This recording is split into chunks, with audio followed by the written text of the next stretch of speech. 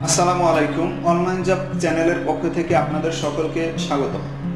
Bangladesh watcher constable সহ NSI একটি বিশাল নিয়োগ বিজ্ঞপ্তি প্রকাশ করেছে। তো এনএসআই নিয়োগ বিজ্ঞপ্তিতে কোন কোন পদে কতজন লোক নেবে, কোন কোন জেলা থেকে আবেদন করতে পারবেন, এই ভিডিওতে আমরা বিস্তারিত দেখব। সহকারী পরিচালক 102 জন, শিক্ষাগত যোগ্যতা এখানে বিস্তারিত দেওয়া আছে, একটু দেখে নেবেন। আর সকল জেলার লোক এই জবটির জন্য আবেদন করতে পারবেন। সহকারী প্রোগ্রামার 4 জন, ফিল্ড অফিসার 79 জন। শিক্ষাগত যোগ্যতা দ্বিতীয় শ্রেণীর স্নাতক সমমান ডিগ্রি সহ কম্পিউটার পরিচালনার দক্ষতা থাকতে হবে। পুরুষের ক্ষেত্রে উচ্চতা 5 ফুট 3 ইঞ্চি, মহিলাদের ক্ষেত্রে 5 ফুট।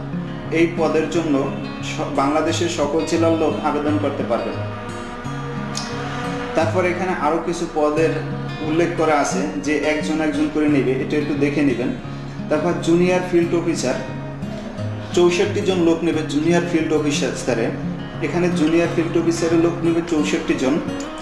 শিক্ষাগত যোগ্যতা উচ্চ মাধ্যমিক স্কুল সার্টিফিকেট বা সমমান পরীক্ষায় উত্তীর্ণ কম্পিউটার পরিচালনার দক্ষতা থাকতে হবে। পুরুষের ক্ষেত্রে উচ্চতা 5 ফুট 3 ইঞ্চি এবং মহিলাদের ক্ষেত্রে 5 ফুট।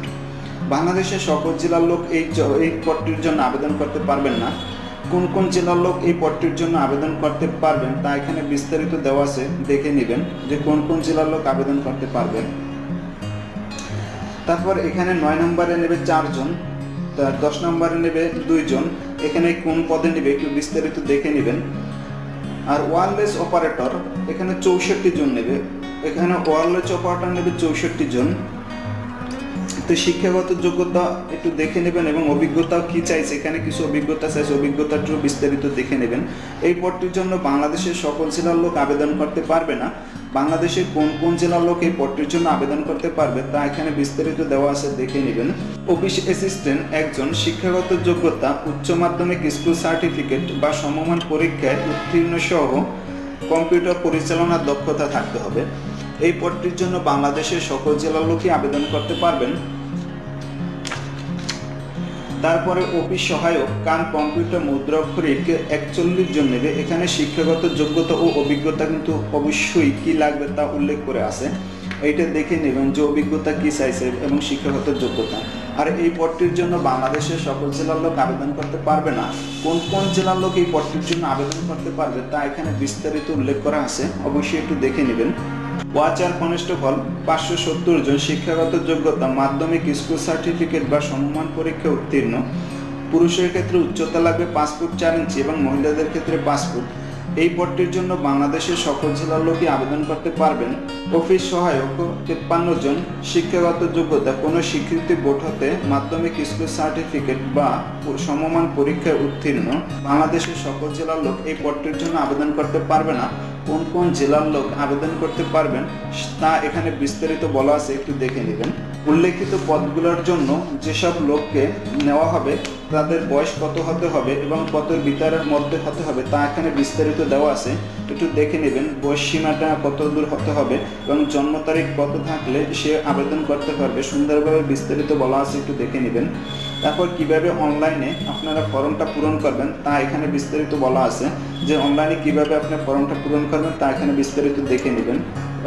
পরীক্ষার ফি বাবদ উল্লেখিত যে উপরের পদগুলো নিয়ে আমরা আলোচনা করছি, সেখানে পরীক্ষার ফি বাবদ কোন কোন পদের জন্য কত টাকা দিতে হবে তা এখানে বিস্তারিত বলা আছে। কর্মিক 1 থেকে 3 এ উল্লেখিত পদের জন্য 700 টাকা পরীক্ষার ফি বাবদ জমা দিতে হবে। কর্মিক 4 এ বর্ণিত পদের জন্য ফি বাবদ 500 টাকা জমা দিতে হবে। এভাবে প্রতিটা পদের জন্য কত টাকা দিতে হবে তা বিস্তারিত এখানে দেওয়া আছে, দেখে নেবেন। পরীক্ষার ফি প্রদান পদ্ধতি, অনলাইনে কিভাবে পরীক্ষার ফিটা আপনি জমা দেবেন তা কিন্তু এখানে বিস্তারিত বলে দিছে, একটু দেখে নেবেন যে কিভাবে আপনার পরীক্ষার ফি এটা জমা দিতে হবে। তারপর এখানে SMS এর মাধ্যমে কিভাবে জমা দেবেন তাও এখানে বিস্তারিত বলে দিছে, অবশ্যই এটা দেখে নেবেন। আর এই জবটির জন্য কত তারিখ পর্যন্ত আপনারা আবেদন করতে পারবেন তা এখানে বিস্তারিত বলা আছে, যে কত তারিখ থেকে আবেদন শুরু হবে এবং কত তারিখ পর্যন্ত শেষ হবে এখানে উল্লেখ করে দেওয়া আছে।